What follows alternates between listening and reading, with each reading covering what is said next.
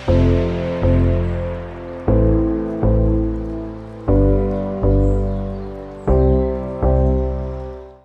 to TiffDoesLoans podcast. So today I have Rosa Aguirre.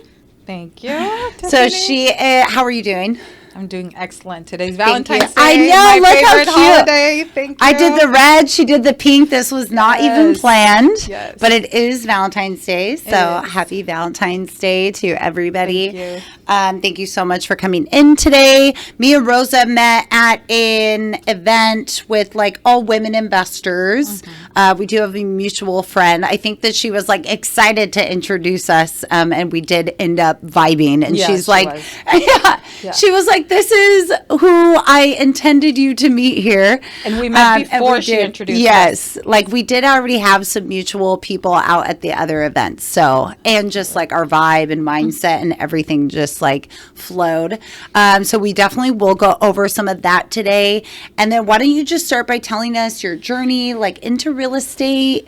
You're doing fix and flips out here in California, Yes. LA, Orange County, which is not easy in this market. So we're going to get all your secrets and also mindset transformation that you've gone through, that we also shared a lot on that. So yeah, just kind of get started for us. Great. Well, thank you so much for having me here, and happy Valentine's to everybody. It's actually one of my favorite holidays. So Oh my God, love it. I'm excited to be here. So I started, actually I was in my 20s. I was 20. Wow. I was 20 years old, and I got into sales at that time. And so I was making good money and having a great time partying. Yeah. And so I was very fortunate enough to have a good mentor, two great mentors. One was my boss, and one was the person I was dating at the time. And both of them just kind of pushed me to get into real estate because they both had investments. So it was a win-win. Yeah. It was a win-win for me. And so I bought my first property when I was 21 with my mom. It was in Anaheim. We bought a condo in 2000. So, so you can imagine. How much was that? $150. Wow. Yeah. How much is the condo now? About $650. Yeah, wow. It's about $650. So, so that's how it started. And then from there, I just started liking real estate. Obviously, it was very challenging at that time for me to pay for it. But being in sales, I just was used to spending my money. So now it was going somewhere to a mortgage. And so that's how it started. And then 5 years later, I built enough equity and I invested in Oregon. Okay. So I bought a fourplex in Oregon. I pulled some equity, bought a fourplex in Oregon. And that was I think in 2007, I believe. And I still have those units. Okay, and nice. They're doing really well. Okay. They're doing really well. So why Oregon at that time? Because I started doing research, right? Okay. So I started going into events. There was a Marshall Reddick, and they still have seminars. And I just started doing a lot of research, and I didn't want to tap into the California market to purchase and hold, only because, it was expensive for me at the time. Yep. So Oregon was where my old boss had some units. But he didn't tell me what city. He just said, do your own research. So funny enough, I ended up buying these units. And then later when I told him, I said, okay, I did my research. I went to seminars. I went to events. Yep. And I got the units. And he said, okay, where? And I said, Hillsborough. He said, what's the address? And I gave it to him. And I'm on 12th Street. He's on 11th. Oh, wow. Yeah. So he said, good. You did good. Like, I love that. But he would have directed you over there, but he had you kind of figure it out yourself. Yes. You need mentors like that. You do. And that's the thing, I think, that we can't just hand over things. You got to really teach people. Like how to do it. If you would have came back with a bad neighborhood, he would have helped you, like, okay, pointed out why they're bad and help direct you into, like, a good, a good market. But a good you market. already did it. Like he didn't. Yeah. Yeah. And I think I love that because Yeah. I try to do that now with other people. And right? then you have that confidence. Yes. And obviously Yeah. you learn from your mistakes. There's a lot of obviously things I didn't do correctly Mm-hmm. because I was managing them myself. And I had one of the tenants, she was an older lady, and I just appointed her manager. Yeah. You know, I was like, okay, you're the manager. Yeah, because you're out here I'm in out California. here. Yeah. Yeah. That's why I was like, man, how'd you? Okay. Yeah, so I appointed her manager, and I never raised her rent for more than 10 years. So when she ended up leaving, at the time I was renting that one of her unit, she was paying I think $650, Wow. and when she left and I got a new tenant, $1,400. So, you know, that's how much I was losing in rent. Instead of just like getting a company. Exactly. Getting Yeah. a property management company, and also not allowing my heart to get involved, right? Yeah. Because I knew her. It was hard for me. Oh, she's older. Yeah. She lived off Social Security and this and that. So that's Can't one of make the any biggest lessons for me. excuses. Yeah. Yeah. So now it's like, I don't want to know who they are. Yeah. Exactly. I don't want, they're just like, don't paint the picture. Yes. They have a family, they have kids, like all Yes. this stuff. You're like, I don't want to hear about it. And I feel like as long as the management knows that they're able to pay, is that more, you know, they know that they qualify, but it keeps that emotion out for you. So now you Yes. can just Yes. do your rents and not feel bad about it. I feel like Yes. I'd feel bad about it. Like Yeah, you I'm like feel that. like, you know, you're human. You're Yeah. going to be empathetic. Yeah, but not everybody feels like that.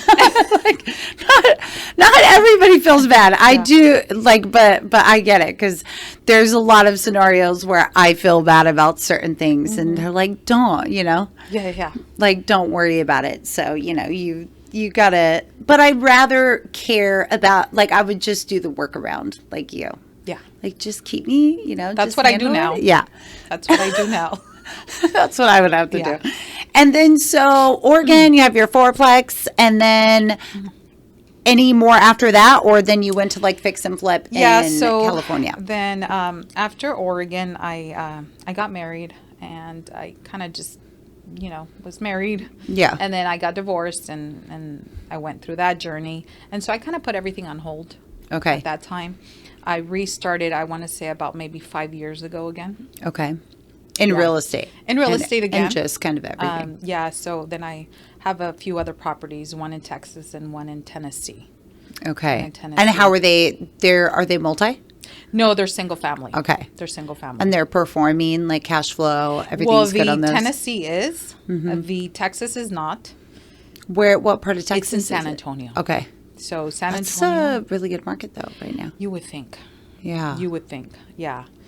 The reason why I went with San Antonio was because, you know, Tesla moved out to Austin. Mm-hmm. And there's a lot of growth in Austin. Yes. There was. Yeah. And it's still steady, I believe. But so I chose San Antonio, but it's not trending like I thought it would. Yeah. But that's okay. That's okay. This is real estate. This is how it is. Yeah. You know, you have some wins, you have some losses, and you have to be okay with that. Yep. You have to know that you don't get quick overnight, and it's going to take time, and you have to be ready for those punches because they do come. Yeah. You gotta be And ready. you never know, like an area will pick up Yeah. and perform later. Right. So, you know, it's just one of those things. San Antonio does have a lot of bases and stuff. So, Yeah. There's a lot like, of military out there. yeah. So, yeah, so that's the way I see it. You know, you have to be just, you know, patient. Mm-hmm. And the way I see my investments is I see them more as a retirement. Yep. And I choose out of state because for me, California is not landlord friendly. Yeah. And so It's it's not. and it's going, and it's not like getting better. They're getting tighter and tighter. Yeah. So to have like a multiplex or, you know, a fourplex or just multi, unless you, I just heard that, yeah, you need to make sure that you have a really good management company that is really looking at the tenants or, you know, the area, like so much more goes into it. Yeah. I think you have to have, build a really good relationship. or manage it yourself if you're open to that, if you don't get your feelings involved. Yeah. But then your feelings would be, your feelings would be involved. Well, some manage it. Like I have a really good friend of mine, and he has several, and he manages them. Yeah. And he does well. Yeah. But he's a tough guy. Okay. It is what it is. It's business. And that's it. That's it. So when did you get into, out here, so you do have your units in other states, and then here you do fix and flip. So, Yes. and you are with a partner. Yes. So that's like a full partnership. So why don't you kind of explain a little on that? Yes. So a couple years ago, so I had my 9 to 5. Yep. I had my 9 to 5, and I left it. It's about 2 years ago. Wow.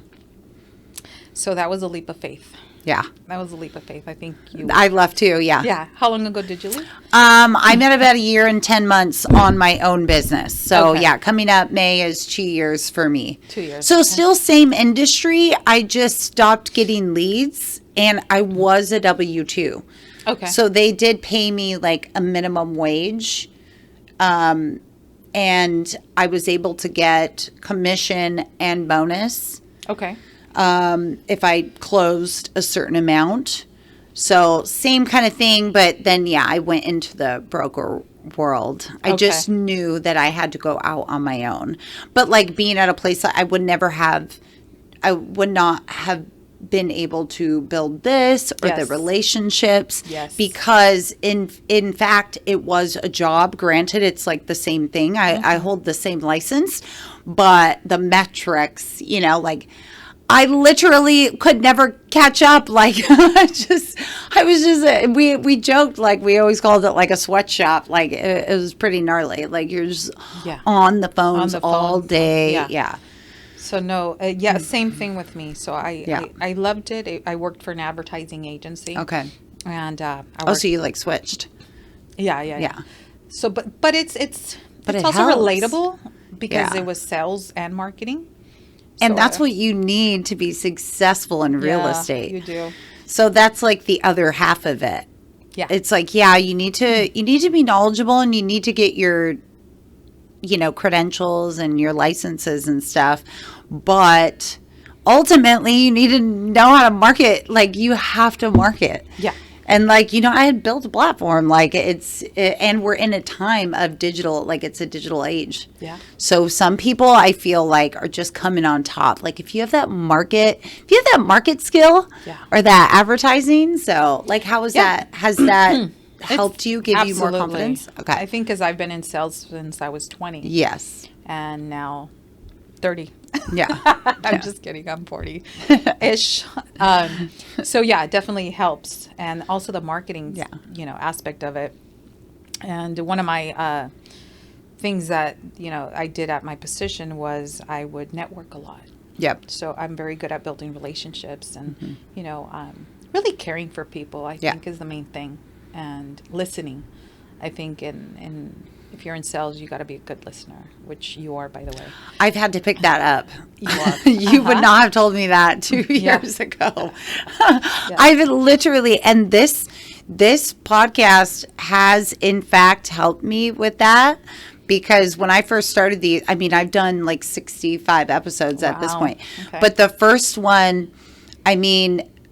I was like, I need to listen. Like I have to stop I have to interrupt in a certain way. Like, keep the flow going. But no, it definitely, I had to intentionally try to get better at that, because that was never a strong suit. Like if you ask anybody, I just talk. So, Okay. Yeah. Well, I wouldn't know. Yeah. Yeah, No, so- but again, it's a skill, you have to practice makes perfect, so you just have to keep going. Yeah, But I am it's- glad that I have improved enough for you Yeah, to you think have, that I so. am a listener. But no, I think that's super important. Yeah, to be a great listener. So yeah, I used all those skills. I'm very thankful to all the opportunities that I was given, and I just felt like it was time to move on. And so I took a leap of faith, and so I've been doing this for 2 years now. Yeah, about 2 years. I would say. And yeah, so my position here is, which is interesting, because there's a lot of people doing this. So they buy the homes, fix them up, flip them. Yep. And they do a little bit of everything, right? They go out, pick the home, Yep. and the furnishings, just everything that's involved. I'm more on the just raising the capital. Okay. I do go look at the homes. I take video. I walk it through. I know the process there's involved. However, I focus just strictly on raising the capital. Okay. Because we have a team and we have it set up to where, a certain person is the one that acquires the deal, runs the numbers, make sure it's going to make sense. And we make sure that we get the homes mainly in LA County. Yep. In specific areas like Silver Lake. I think we have, can't remember all the other cities, but so yeah, there's specific areas. So we buy it a little bit of under 1 million, but we make sure that they sell over 1 million. 100%. So that's how we're able to give back the percentage that we do to our investors. And for like the fix, so below 1 million, but still selling over 1 million, like, are you getting these in terrible condition, or like there's no like foundational work that needs to be done? Is it more like cosmetic at that varies. point? It varies. So I'm going to share one that we're still working on, which is in Silver Lake. This one we purchased last year in June. Okay. And I believe the purchase price was about $900,000. Okay. And I think over 600,000 has gone into it, just because they're doing additions. Yes. They're, adding a porch. We're doing a lot. Yeah. Just that involves the city. When it involves the city permits, it's just going to extend Take longer. Yeah. We're adding another bedroom, just things like that. Yeah. But when it comes to selling, it's going to sell for over 2 million. Oh, wow. Yeah. So, yes. As long as you have the area, right? It's the area. Yeah. And the view on this one is beautiful. It's beautiful. And that's amazing. 900,000 to 2 million. And it's still like under a year. Yeah. And it's going to be under a year. But again, we did put a lot into it. Yeah. But it's just. Yeah, but you're getting a lot, We're going to get a lot back. But that's the, yes, it's going to take a little bit of time, but if you didn't put that in, then it wouldn't have been. This could possibly be someone's dream home now has an extra bedroom and a porch. Yeah. And all these and a extra great view. things. Yeah. Yeah. So every unit is different. Some take maybe 4 months, 5 months, but then we didn't have city permits. We didn't have to add anything. It was just kind of like cosmetic. And that's LA for the permits. So everything takes. Yeah. LA. And I think Laguna Beach is very strict, because an opportunity came up a couple months ago, and I ran it by my partner, and he said, no, we don't touch Laguna.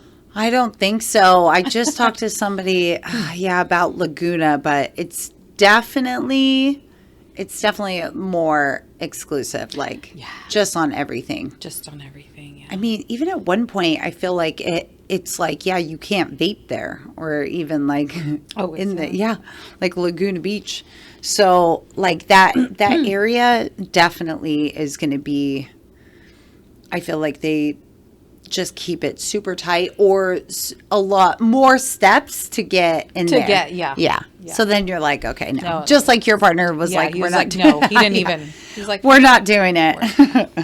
What are the key strategies that you use to attract to the investors, like in the projects, like to the projects? So a lot of my investors are my friends. Okay. Are my friends. They're referrals. Yep. And they're also, actually, I have some people that I had never met, and they just, there has to be a trust. Yeah. There has to be a level of trust, right? 100%. So, because we are dealing with a lot of money. And I just, like I was sharing with my friend on the way here, I said, it's just people have to trust you.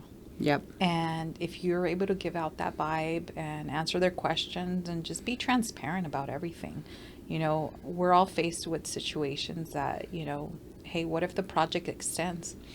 Then you communicate that. Yep. You keep them updated, you know. I try to post as much as possible on social media. Mm-hmm. I combine both my personal and my business. That's what I do. Yeah, this is who I am. Mm-hmm. And if the opportunity comes that you want to, you know, invest and partner up, I'm here. I will not be pushy. I will not be on you. I think everybody's in their own journey at their own time. When they're ready, they'll do it. Exactly. Yeah. And I feel like it comes in real estate too, especially, I mean, salesy can only go so far. I mean, because like I just closed somebody that I've been talking to for years, you know, and then, you know, I have another one coming up that I met them a year ago. So it's like really over time that this trust builds, the whole relationship, like it's definitely nothing overnight. So absolutely. I agree with the trust, and with the social media. I started I'll do my reels of like, because that is my business and I need to get like loan information out there. Yeah. But then on my stories, I post my life. Okay. So then it's like, they still see me on a regular, like doing, you know, I'm always trying to get like quotes or something. Yeah. Like, just keep going. Like, you know. But it's true. It's, but then it makes them feel comfortable, or you get to show who you are. Like, that's my favorite part through social media. You're relatable too. Yeah. I think you have to just be yourself. Yeah. You know, and they find you relatable. For example, one of my best investors, you know, she started with me, I think it was with 20,000. Yeah. And I'm always trying to see how I can be of service to you. It's not just like take and we're done. Yeah. No, we're going to meet up. We're going to go to coffee. Like, we're really good friends now. Yeah. And so she started, I think it was with 20,000. And so you know, that's the listening part. So I asked her, like, what else do you do? Like, so she has a couple units herself. And so, you know, her English isn't that great. And I said, well, whenever you need help, just let me know. So, you know, she called me, she'll call me, and like she just had recently somebody she needed to vacate. I said, okay, how did you tell him? And she's like, oh, I just told him. I said, no, we got to do a letter. Yes. So I did that letter for her. I printed it out. I took her to her house. You know, she fed me. And that's just the kind of relationships I want to have, where it's a win-win. Right? It's not, you're just not my client. You're also, you became my friend. 100%. You know?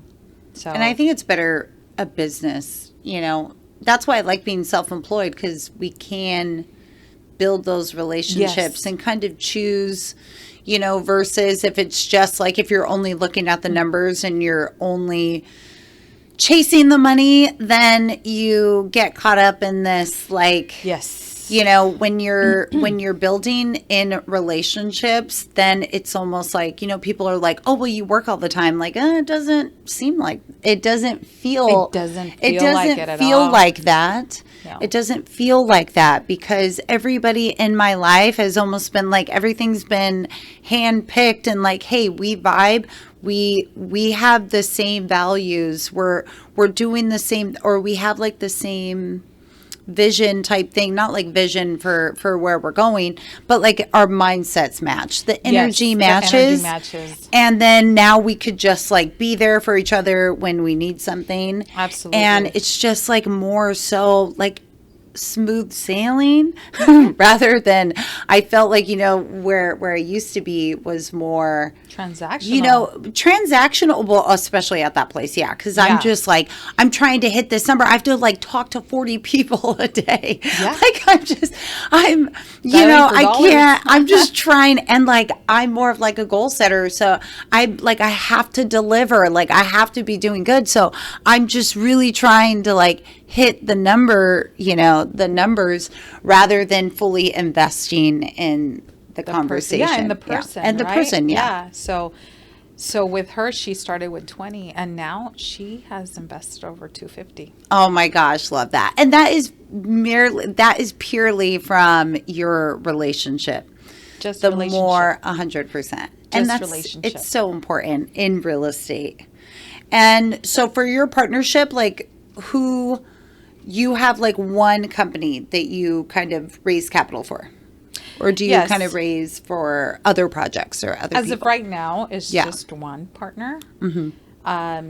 So I mean, he keeps me busy. He's got Yeah. several projects. It's a win-win. I see it as a team. Yes. So So kind of one at a time. So you get the project and then you go raise all the money and then give it to the next guy and then we go to the actually next. do it the other way around. Oh. So I know a lot of companies out there, they have So a project. you raise the money. Yeah.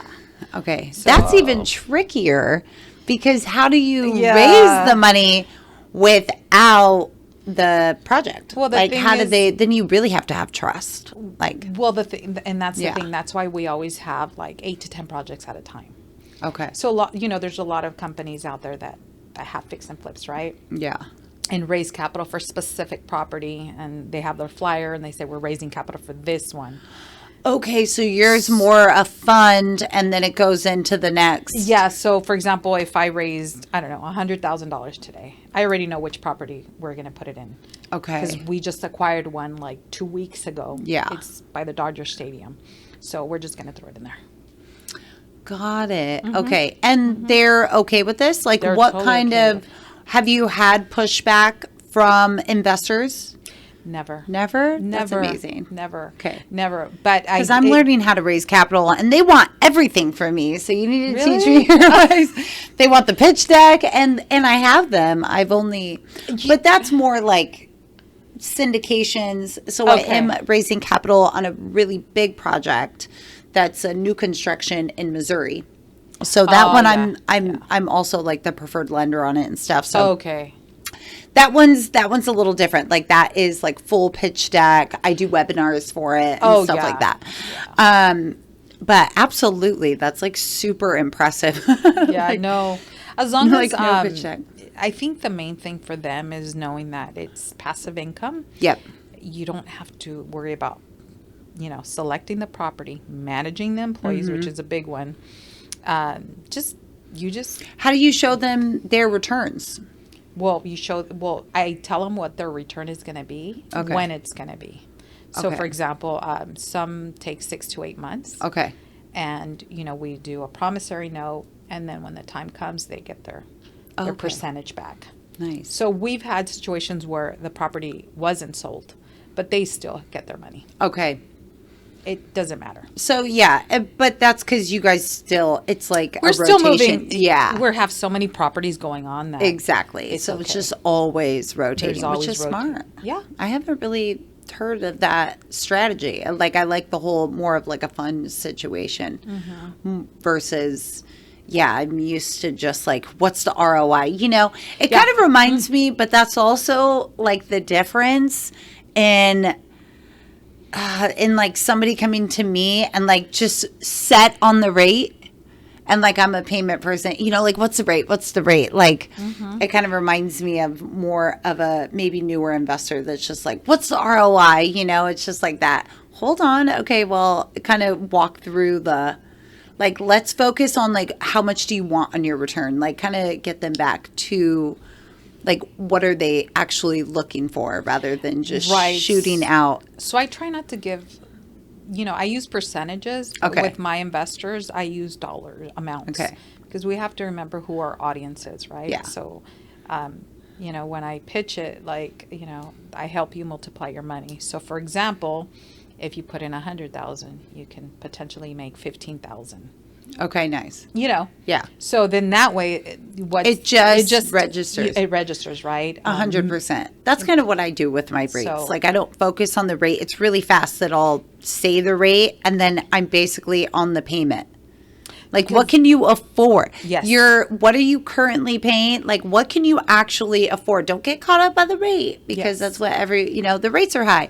Well, for some people it's not high. Like if you have, it's technically, it just depends like what fits for your budget. Right. And it's all And relative. that process is, And it's all relative, if you plan to stay in a home for 2 years, rate doesn't matter.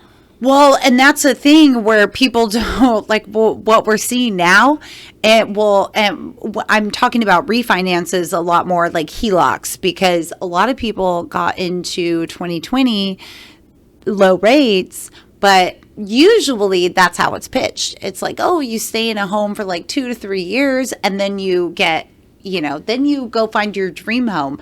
But now it's been 5 years and most of them are still in there. Yeah, I just met a contractor yesterday. I was like, he does cabinets. And I'm like, hey, like, I'm probably going to need you soon because, there's a lot of people that are still kind of stuck in that home that they may have not have planned to stay in for as long. Right now. Yeah. Mm-hmm. If they go to like 4 or 4.5, then that's when everything is just, all the inventory is going to come out. So that will benefit you guys as well too. Like if there's more inventory up there, do you think like, is that when you guys just pick up more property or do you guys kind of keep your same like 9, we have been keeping the same flow. With these whole fires, like we just had, I know we had an experience where we were going to sell property and then the fires happened, right? And was it in one of them? Well, this particular one, no, it was ready. Someone actually made an offer on it. Okay. And so then the fires happened and this person that made an offer then offered $100,000 more. I think because it was in LA and out of fear of someone else picking it up. Oh, and they offered more. They offered $100,000 more. Yeah. Yeah. So I was like, wow. So we'll see what the market does. You just never know the way it's going to shift. But I know that's definitely also something that's going to be happening this year. Yeah. Yeah. There's still, we kind of assume that a lot of people aren't going to go straight to just purchasing.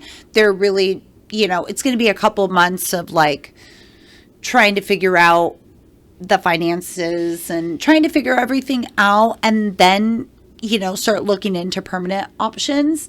But that's still going to be something that we're going to notice. I think Orange County, everyone's kind of saying that they're going to come to Orange County, but the homes, like we don't even have enough like open homes to how many, that were, it's just affected. It's just like we don't even have the inventory. Yeah. And then not to mention too, those areas were very like the Palisades is probably, it's going to be more like Laguna or I think more of like the area that matches that vibe, right? Like Palisades, like Laguna would. And the thing is, Corona Del Mar, maybe. The insurances, I know some are already receiving payment. Okay, that's good. Yeah, because I'm really happy to hear that because I feel like I keep hearing that no one's really getting anything yet. My cousin works in that side of it, and she's been paying off. Like she's like, "Oh, I'm sending out checks. I'm very happy." I'm like, "That's great," she said. But a lot of the things that happen too. So just to keep in mind is some of these, Pacific Palisades, the people that have lived there a long time. So if they say bought the insurance for $500,000 or they bought their home for $500,000 and now it was worth $3 million, they never upped it. They never increased it to $3 million. So that means the payout is only going to be $500,000. So and then you don't want to up it because then like your property taxes, right? So a lot of people don't. Is that something, or like your taxes, or like your insurance? You're talking insurance. We're talking insurance, yeah. So then that means when the insurance pays you out, they're only going to pay you out for the $500. Yeah. Yeah. So it's a lot of sad stories out there. I know. It's so sad. I was trying to help a couple of families find I saw like that. rental. Yeah. Yeah, I saw that. I know. Just like something. They ended up finding like through some family and. Oh, good. But I did just see them at church. So hopefully, if there is still any housing, I do still have families looking. And then so we love mindset. Oh, my gosh. Yes. I love it. Yes, this is I love it. We are like, which books? Yeah. Like, well, I read this book. Book. Which book are you reading? And so what, I know that we, there's a lot of daily activities that you've added. Like, what are some of these things? also you mentioned like, so since your divorce, so a lot of changes have been made. You know, you switched from 9 to 5 to self-employed, which I think is definitely something that happens when you put some time into yourself. You kind of like, you know, you start to open up your mindset. Like you start to open up the vision a little bit and like, okay, maybe I can do that. Yeah. And just find more confidence in yourself and everything. So what was that kind of journey like for you? So it started about 4 years ago, I want to say, where I really like tapped into that. Yeah. I was invited by a coworker to an event, and you know, I just honestly, it was just, I wanted to get her off the phone because she just was trying to like set me up to go to this event. And I said, okay, here's my credit card. Fine. Yeah. Because she said, I need to get a X amount of people. And I said, okay, like I'll sign up. Just go. Here you go. Because, you know, she was nice. Yeah. And the event came and she had called me. She's on, make sure to go. I'm like, I'm not going to be able to make it. She's like, Rosa, you need to go. Really. Like you paid for this. Like, please make an effort to go. Just show up. And if you don't like it, leave. So I went, and it was, I don't know if you've heard, it's they call them transformational. Okay.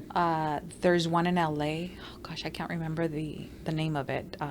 It's in English, but the one I went to was in Anaheim in Spanish. Okay. So what it is basically you heal your inner child. You heal all your past traumas, whatever's preventing you from moving forward. There's a lot of things that we have inside us that make us believe that we're not worthy or we're not enough, and therefore we limit what we can do. And so I went to this training. I loved it. Yeah. They put you through to do a lot of things, crazy things. Is that where they have you in the room? I'm thinking of this one. They would come in like Costa Mesa. It's like a big room, and they like have you laying on the floor with like, okay, maybe not. No. I've been to one of the. Okay, I wanted to go to one of the. I can't think of the name.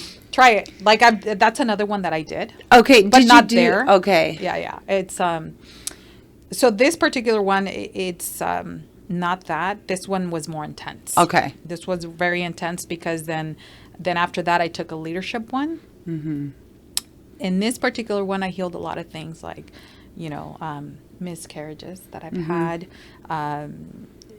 past relationships, situationships. Yeah. We talked about that. So you have to release to receive. Yeah. And I just let go a lot of things there. And also another thing is to love myself. To truly love myself.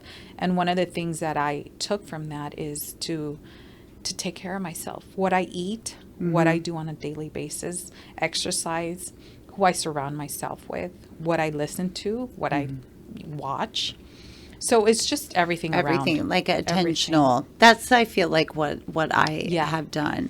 What I started to realize, because, you know, society always says like self-love is like spa days or giving yourself, or like, oh, you love yourself. Like, why don't you go do this like bender thing, you know, like, why don't you go binge on just binge on something, or, you know, it's basically throwing yourself into these like short-term like gratification type things, scenarios.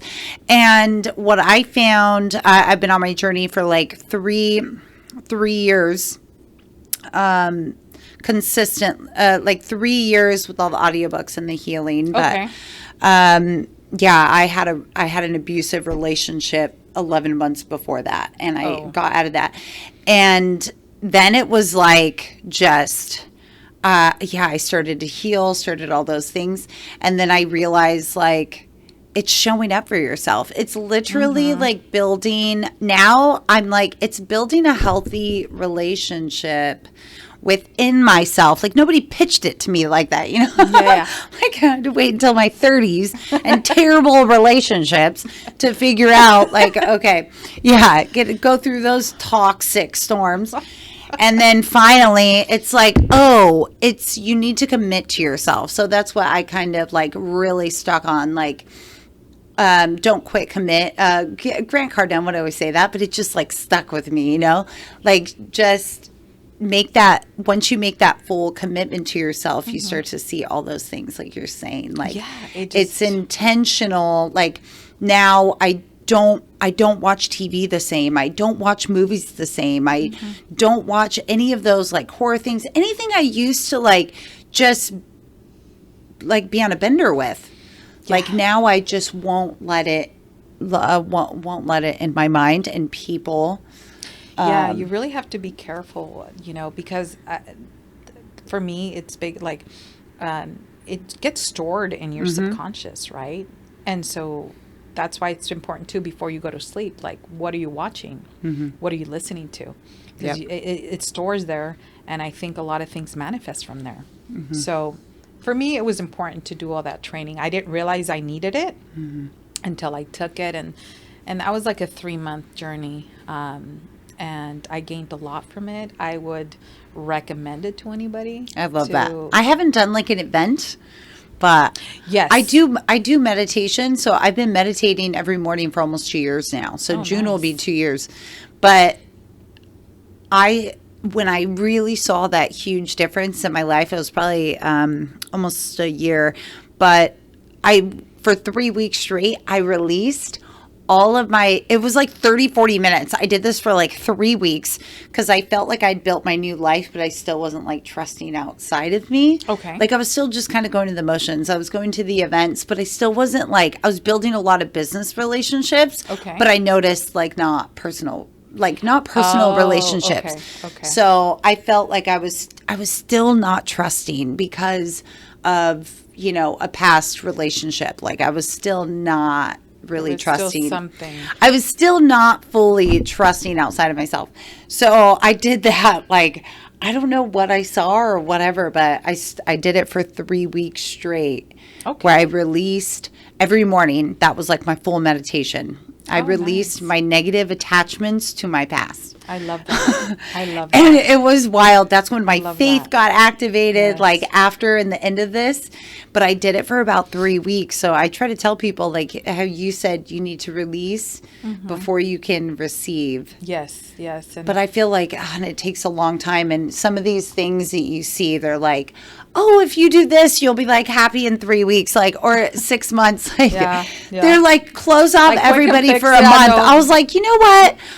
Stop. Because I've been on this journey of like transformation for like 4 years. And it's like an everyday thing. It is. We are never fixed. We're not. Yes. You know, you're never healed.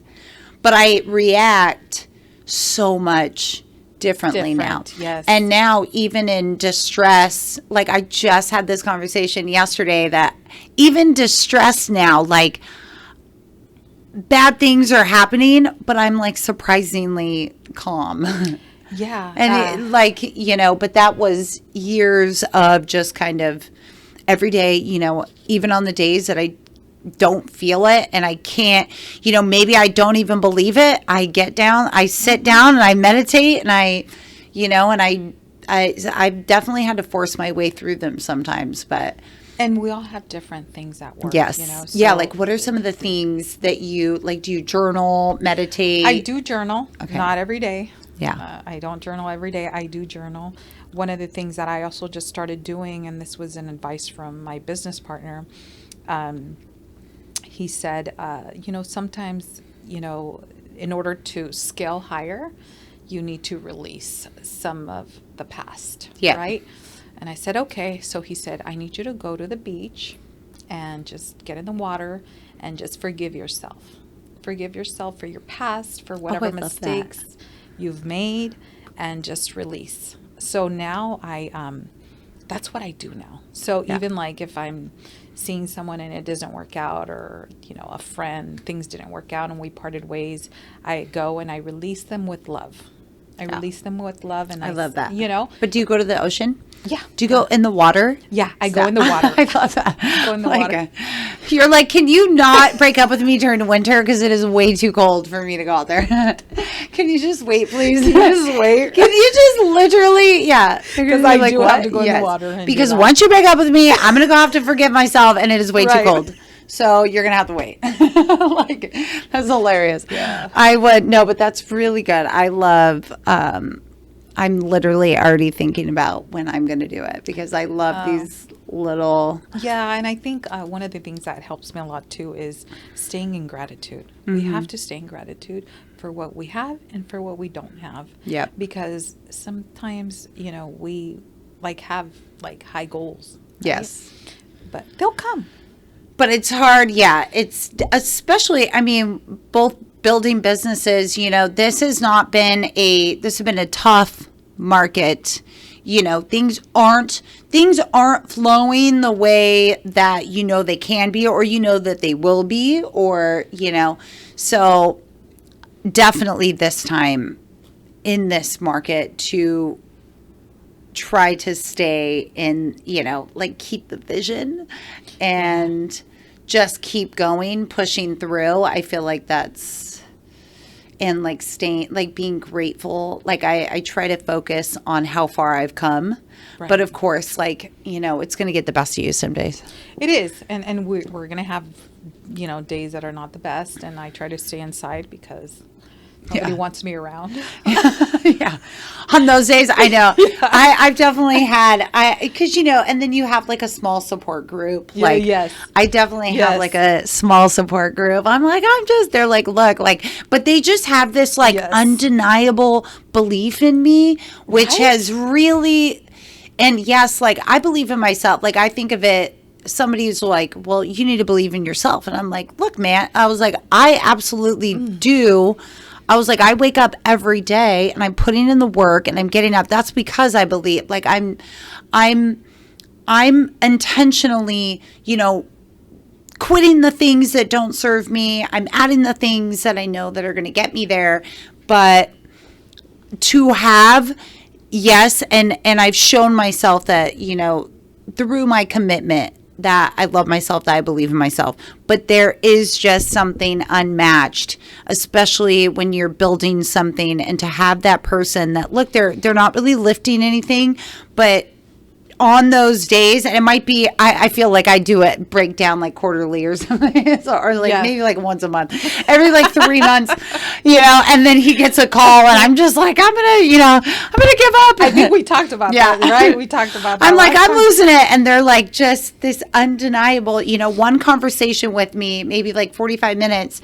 And it's just by the end of it, I'm okay, yes. He believes in me. I believe in me.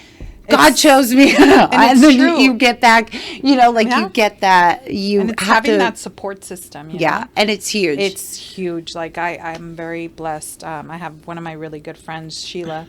She's actually here with me. Yeah. And she's my biggest cheerleader. Yes. She's I believe in you. I can see the vision. She was the one that actually, encouraged me to quit my job.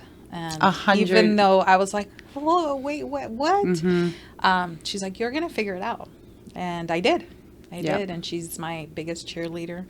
And my mom too. She's I know you got this. You got this. And just constantly every single day. I also have another really good friend. And I don't know. I feel I don't know if he has me timed or what, but every day, at 8:10 in the morning, I get my text. Yeah. Did you go to the gym? Because that's one of my biggest struggles. Accountability. I want to help with that. Discipline is my favorite. Baby. So. That's the one. That's why I'm still standing here, through this tough market or through the building, because, I have hooked on to the discipline part. Yes. Is that, but that's I have such my mind is always I'm a little mouse, I'm just an Energizer bunny. Mm-hmm. So, and I mean, I have a very addictive personality. So I've learned how to steer off those, the things that I were addicted to, and now I put them into things that are going to make me better. Right. But with the discipline part, that just that more makes sense to me. But that's that's how I show. That's what I've perceived these past few years. The way that I show myself that I love me is the commitment, and then eventually. I am going to meet a partner that is committed to themselves, because and then they're going to, because of that, like I'm committed to myself, they're committed to themselves. And then we have this commitment to where it's like, I'm going to find that in somebody else because I have that. So, well, that's what they always say. Like becoming. what are you, it's becoming. Well, what are you looking for in a partner, right? So then become that. Yes. And that's where I've been living these past couple of years. I've actually I'm almost 1 year, like single. So, and like, yeah, it's almost in like 1 month. I've never been, and nowadays you have to say like single because there are so many, there's so many different, your situationships. Okay. Well, because like I've always been single for a long time, but I was never like single. Like I still.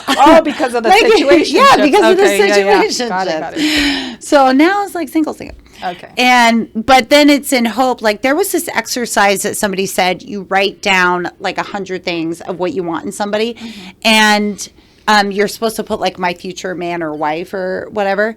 And once 100 is pretty aggressive. I don't know if I would do 100, but, and then when you're done, then you cross it out and you put your own name. And so then it's like you're becoming that. And I feel like that's where I've been kind of focused, like hopefully, now I'm just, I got to meet a good man because I'm becoming a good woman, Well, I wasn't the best when I was like hanging out and party, know. I think I wouldn't call it that you weren't the best. I think that was just where you were at, right? Yeah. And so that's what you were attracting. So then now your energy's different. Yeah. And you're going to attract someone different. Well, I'm just saying, like, I wasn't, the activities that I was doing just didn't really make me the best, like, good, like, I don't want to say good woman, but like a good partner. Like I end up at some, me and my girl go out and we're partying and then we end up in some random house, It's like, that's not what a partner, like a serious partner should be out doing. Like I just, the activities don't really align. So it's like, we're like, we're not finding anyone. But it's like one of our friends like laid us out one time. They're like, look at you guys. Stop. Take a picture. Yeah. Well, another thing. You're running around, but now I'm not. Yeah. Yeah. Another thing is like they say, go to the gym, at Saturday at 9 a.m. Yeah. And then you'll see those people that haven't partied, right? The night before. And then they're there. Yeah, but it's hard I don't know how people like really meet people at the gym because it's kind of to me, and you go to your gym, like that is almost like your workplace. And then sure, like I've gone out, like I've been at the same gym for 4 years. I've gone out with one. I might have gone on 2 days. Okay. Okay, but one out of like, out of 4 years. Out of 4 years. One. Well, that could have been 4-year relationship. Yes. Technically. It did not make it. Okay. And he is on my Instagram. So but it feels nice to have those gym crushes. Yes. Like, okay, he gets there at this time, I do have one of those. I definitely do have one of those. But at the same time, it's just like, it's like I don't even think now that he goes. I think he was only visiting for like a week or two because I don't really. But okay. I don't know. He had these like short shorts and these quads. What was like, his name? No, I do not. Never mind. I'm not gonna say. Okay. I was like, I did talk to him. No, it's funny because I asked because I was working out one weekend and I got approached by someone. Yeah. And he was visiting from Florida. I know. And I was just they always talk to you when they're out of state. Yeah, I was just like, no, that's not going to work. Always. Yeah. Well, because they got nothing to lose. They're hanging out. They want. Right, they're here for the weekend. Exactly. Yeah. Like, nope. Sorry, buddy. No more weekend. No more weekend flings. Absolutely not. So all this mindset, everything that you have kind of focused on, all the healing, I feel like it's just huge, a big part of it. But because I feel that, regardless of where I'm at right now or regardless of where anybody's at in their life, we're going to have ups and downs. And I think when you, first of all, heal whatever's preventing you from moving forward and really, truly love yourself and be true to yourself first. And I don't want to say not care about other people, what they think, but really their opinions are their opinions, right? Mm-hmm. It just takes you to another level to where you're going to do things that you would never do before. Yeah. You know, and just knowing that sometimes people react because of their past. Well, and usually, yeah. That's, and now even I'm a couple years in, and now what I've been doing is I really kind of, now I feel like I'm a little too self-aware, you know, all these books. But now I'm able to, when somebody maybe triggers me a little bit, or if I don't feel like, God, what do I feel weird with this person? Like I don't trust them. I'm able to not just like, it really has nothing to do with them. It's like, what is it bringing out of you? Like, what is this? What that person, like it really has nothing. It's because, you know, just in one scenario, or like an example, somebody that I recently been in around, you know, same circles and stuff.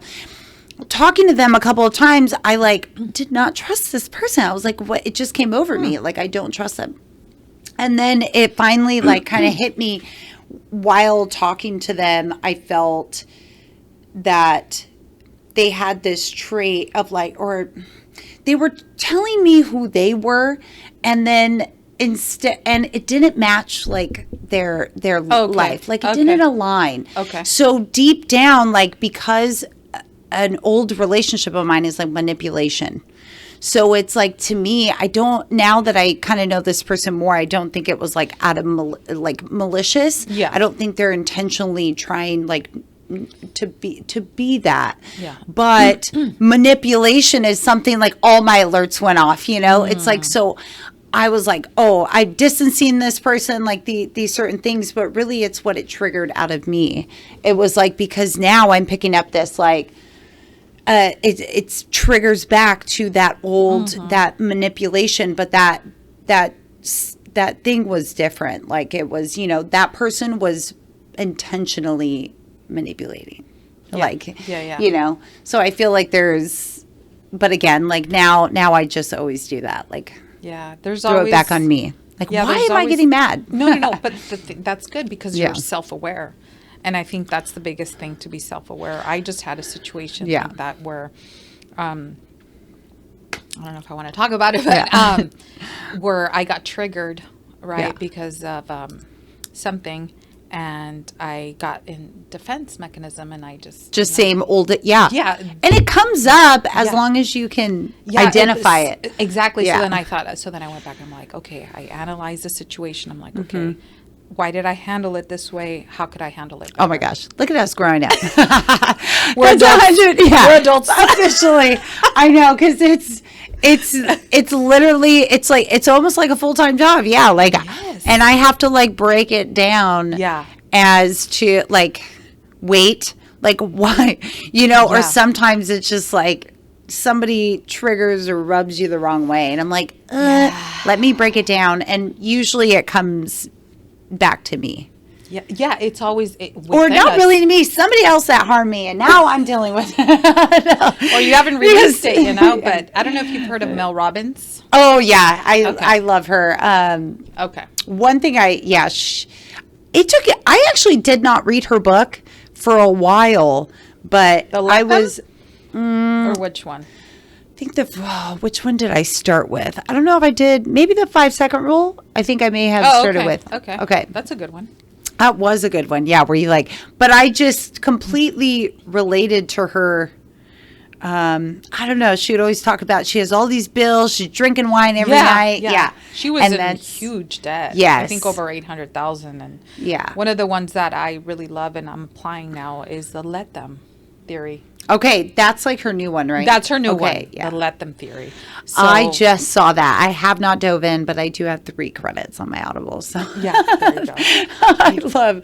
I've done like over 100 self-help books. I just had somebody tell me like, you know, don't don't like go too much into the self-help and these things. And I'm like, dude, look, I'm like 1 year sober now. They said the habits and behavior that I keep correlating them with success. But I was like, they absolutely, your habits and your behavior and the way that you master your mind, like absolutely could correlate with your success. Absolutely. You know, I was like, if I didn't stop those habits or remove them, like for me, it was drinking. That was something that bled into my personal life, my professional life, like just relationships. I lost all my stuff all the time. Like it was just a chaotic life, you know, like it was a toxic life. So now, but if I didn't stop those habits or then you wouldn't be where you're at now. Exactly. I'm like you too. I feel like I do have an addictive personality. Yeah. But it's like, okay, where am I going to put that time and effort, right? Like, what are you going to do? Read too many books? Read too many self-help books? Right. Absolutely not. Yeah. No, I mean, I wake up and I eat like those I said, things for breakfast. I'm in gratitude and even like coming here right before I was listening to a podcast. You know? I just have to be constantly learning something. Yes. And that's also when it comes to dating, going back to the dating, but it's, you know, it's like finding that partner that can stimulate me mentally and intellectually. And it's having that emotional support. So they have to have those conversations where I don't get bored, because I do get bored easily. And then having that wisdom to carry on a good conversation. And then, you know, that's how I'm attracted to them. And it's, at this point, and it's tough too, because you have to, especially, I think it's just a little harder as we get older too. Because, so now I kind of look for, you know, the communication and the consistency within themselves. Absolutely. So I do kind of look for that ultimately. And just, I mean, I think it's important that whoever, but same thing, like even business partnerships, professional, that everybody is having that same like education as you. So if you're like all into the self-help books, you know, like this person that told me not to, you know, not to really like dive into them. I just think that in life, like, look, drink the Kool-Aid, just make sure whoever around you, like, dude, drink it too. Like, just be in the place of where they see it the same as you. Like I'm focusing on now, it's like, I love self-help books and stuff. Okay, well, then let me find someone who also gives into them, you know, that loves them, that feels like they work. Like, the thing is, I don't think sometimes people realize what a book can do to you. Yeah. Like, a book can literally change my life. Change your life, or like move you 5 years ahead, right? Like one book. Just one book alone. And like, for example, my business partner, he's also a great mentor, and he talks about, you know, I was sharing with him a situation. He's like, okay, Rosa, how about I'm going to take you to Dr. Joe Dispenza retreat. Oh, yeah. I said, I mean, I'm not that bad. I said, but you're not, I would love to go to Dr. Joe Dispenza retreat. And I've been wanting to go for a couple of years now, because I went to go see Danny Morell. Yeah. So he's another one where you can go, and it's like the meditation that you were talking about. Yeah. So I went with a few friends, and we did the meditation. It was a 3-day event. It was wonderful. Yeah. It was wonderful. But the next one I really want to do is Joe Dispenza. Yeah. So, and it's just that being around those people that you can just throw out a name and they know who it is, and you can talk about this, and they don't think you're crazy, like, or even set yourself monthly goals, like, this is the amount I want to make. I want to look this way. I want to feel this way. And just having those conversations, and they get you. I think it just, and a big part of that, like, I think society has always kind of pitched this, like, opposites attract and stuff, but now I'm really just focused on more, like, I think it's Like let's more so like kind of build the life that we want and put ourselves in the position and do the things that we love, and eventually by doing those things you're going to be around people that love all the same stuff. Right. You know, rather than what I would do before is trying to like force, oh, you don't like any of these books, here read them, like Yeah. no, like let's just try to connect. It's just like a easier, you know, like it feels really good when I mention like an author or something or somebody that helped, you know, me grow, and then they're like, oh my God, I love that one, but this one really changed my life. Yes. And then now we're vibing. Yes. So yes. Agreed. so like I love that. But yeah, it's definitely hard when you're growing and you have somebody in your life that is not growing in that direction and trying to stop you a little bit. Yeah, you just said Yeah. the key word, when they're stopping you. Yeah. Because I think there's a lot of couples out there that are in that situation. But if one is supportive of the other, you know, I think it's great. Yeah. But if they're not, then, Yeah. you know, you should reevaluate, like if that's your person or not. Because I feel like if you met that person knowing that they don't like books, they don't like any of that, but they're supportive of you, 100%. you know, and they're there with you, then, hey. Yeah, and I could see, yeah. I'm like, at this point, you know, I feel like I'm in a whole new kind of world, so I'm just gonna keep doing what I'm doing, and eventually And it just comes. It's just going to come. yeah, It's that's just kind of gonna where come. I'm at right now. But let's kind of wrap up here. Just maybe some advice. So newer investors, you know, all of this work that you've done on yourself, like the investment to yourself, and then also that you brought into real estate. What maybe some advice for them if they are looking to get into real estate, you know, kind of chase their dreams this year, change their mindset?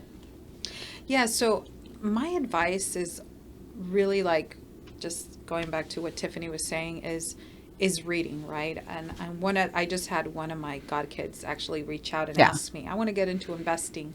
And I said, okay, well, before we tap into that, I said, read, gosh, what's that book called? The purple one? Yes. I know. I can't think of it either now. Rich Dad, Poor Dad. Yes, yeah. Rich Dad, Poor Dad. I said, go ahead and read that and then come back. So from there, I'll put him onto another book, which is Love Languages, the 5 Love Languages, which is completely different from business, but I do it all together. I'm like you. I do relationship, business. Because it all ties in. It all ties in. You communication. need to have communication-ship relationships. Another, what is it? Dan Martell, I think is his name. Buy Back Your Time. That was a really good one. Okay. So there's a ton That's of books like out there. an entrepreneur. Yeah. Okay. So having that, because I think you have to have that mindset. But first of all, I would say, know your why. Mm-hmm. What is your why? Who is your why? Mm-hmm. Because that why is going to take you to limits you thought you would never go to. Yeah. Once you have your why. Then after that, it's just like you were saying, having the discipline and just doing it over and over and over. And we are our worst enemies. But you just got to keep going. Keep going. You just have to keep going. Yeah. And you just have to really believe that it is going to happen for you. Mm-hmm. Right? You have to feel deserving of it. And that's one of the things I remember an old coworker of mine told me.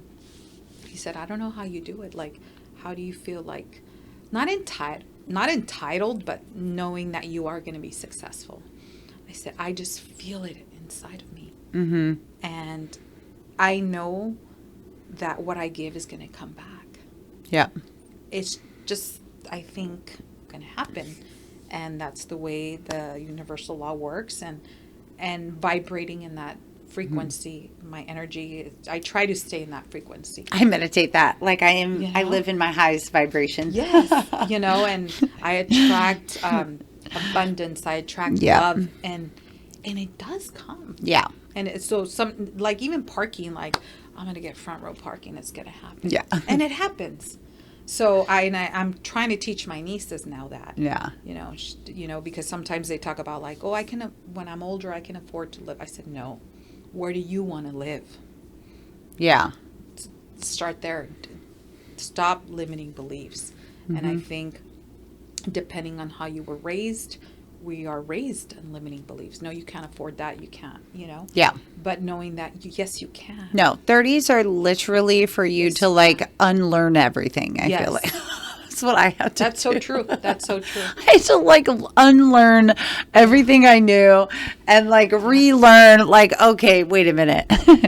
So I had to like learn emotional intelligence. Yeah. Oh, yeah. Yeah. And then finding a partner that Yeah. knows that too. Yeah. And I'm not there yet. That's one of the things you also have to, if who is going to be your partner. You have to very choose Business wisely. and personal. Yeah.